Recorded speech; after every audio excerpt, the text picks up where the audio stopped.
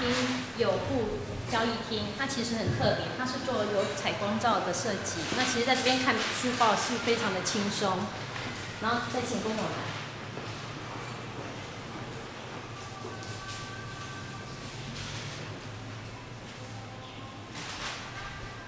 部分，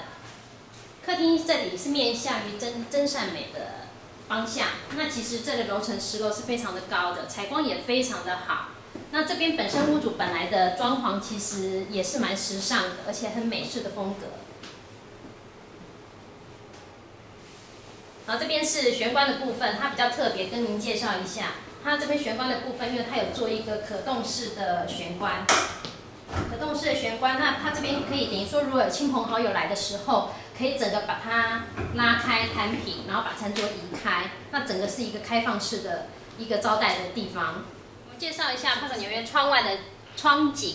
我们看一下外面的窗景，其实它的视野是非常的好，那可以看到就是真善美的空中花园，然后可以看到蛮新的一栋大楼，叫做仁爱皇家跟仁爱富都。我们现在目前是来到看那个厨房的位置，那这个厨房其实也非常的特别，特别帮您介绍一下，因为屋主原本那个人口数非常的简单，那所以他把它整个还规划了一个属于吧台式开放式的厨房，那厨房所有的设施都是他重新再花钱整理过的，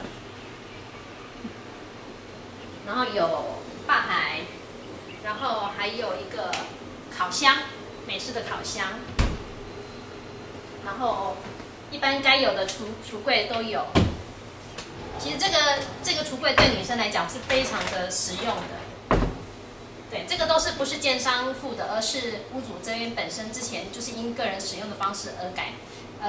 再来为您介绍最特别的这间房子，最特别的就是因为那个原始的主人他非常喜欢泡汤，所以他把一个房间改成一个大的泡汤池。其实这原本是一个房间，那把它改成一个真的空间非常大的一个泡汤池。你看男主人下班之后躺在这个泡汤池是非常的舒服，而且还可以发呆，因为面对外面的窗景，其实晚上还可以看到星星。